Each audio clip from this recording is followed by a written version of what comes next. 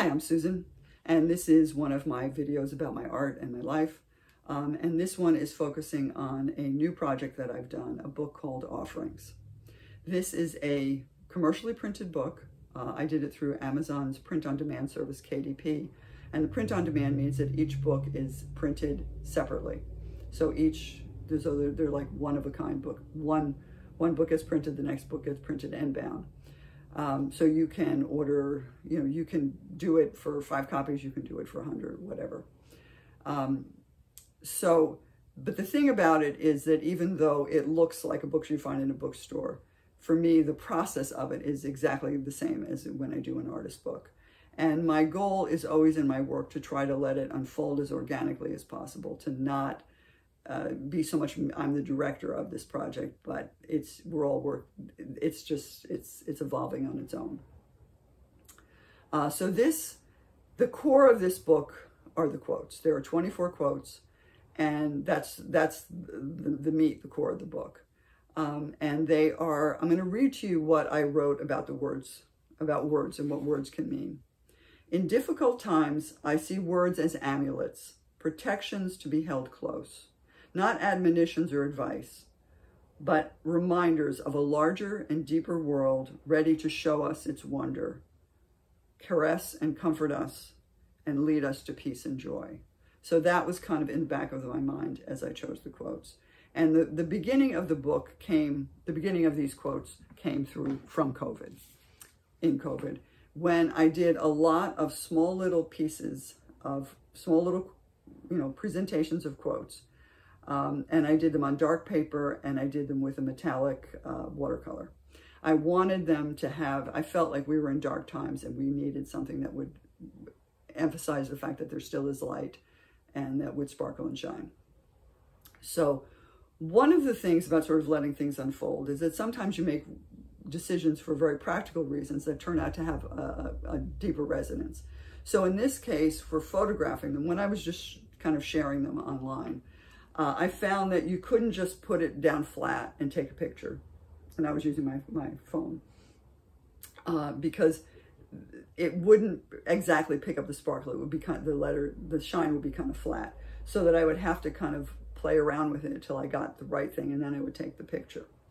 So I feel that gives it, the hands are really a significant part in my thinking of the book. The idea that each image has hands in it, because this is the idea of these are offerings. So this is, I'm kind of handing this to you. So, I could not photograph it well myself. I decided, well, one, this was a special project. I needed more help than my photography could do. So I hired my friend Kevin Harkins, who's a professional photographer and an old friend. So we had a wonderful time, I think, working. I speak for myself, but I think I think I can speak for both of us, that we had a wonderful time working together and reconnecting. So he took the photographs, which are a really important part of the book. So I have the photographs. I know I want to do that. I know I want to make the book a square. And that, again, has a practical reason. The quotes have different orientations. There's vertical, there's horizontal. And the square format is the easiest for accommodating that. So, and I knew I liked squares. I feel like I wanted this book to be, it's less, it's more a book that you would set on the table, by the side of your bed, as much as that you would put in a bookcase. So I thought the square was a good format for that. And I wanted it to be intimate. So it's 6 inches by 6 inches. It's small.